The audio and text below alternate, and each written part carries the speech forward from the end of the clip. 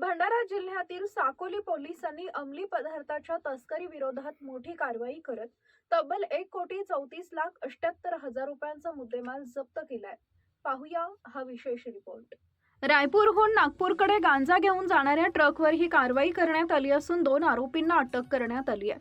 गुप्त माहितीच्या आधारे साकोली पोलिसांनी साकोली टोल नाक्यावर सापळा रचत WB 23F8785 क्रमांकाचा ट्रक अडवला।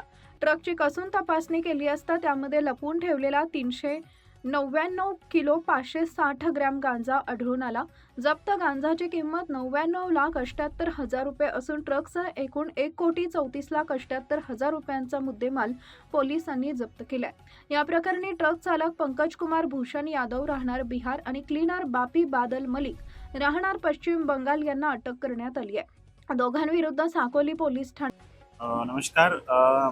काल 27/7/2026 रोजी भंडारा जिल्ह्याचे साकोली पोलीस स्टेशन अंतर्गत एक गांजेवर मोठी कारवाई भंडारा पोलिसांनी केलेली आहे।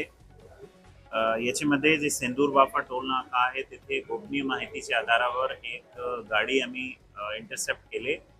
त्या गाडीमध्ये 200 kg गांजा जप्त भंडारा पोलिसांनी केलेला आहे। याच्यामध्ये 2 आरोपी आतापर्यंत अटक झालेले आहे आणि यामध्ये जे मुद्देमाल आहे गांजेची किंमत सुमारास 1 कोटीची आहे आणि टोटल मुद्देमाल मिळून 1,34,80,000 रुपयाचा मुद्देमाल भंडारा पोलिसांनी जप्त केलेला आहे। त्याचा फॉरवर्ड आणि बॅकवर्ड लिंकेज आता चालू आहे।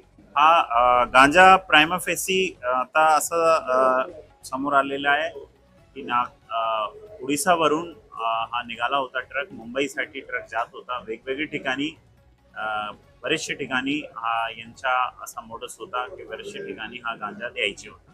कुठे कुठे द्यायची होता ते आता आम्ही निष्पन्न करणार आहे।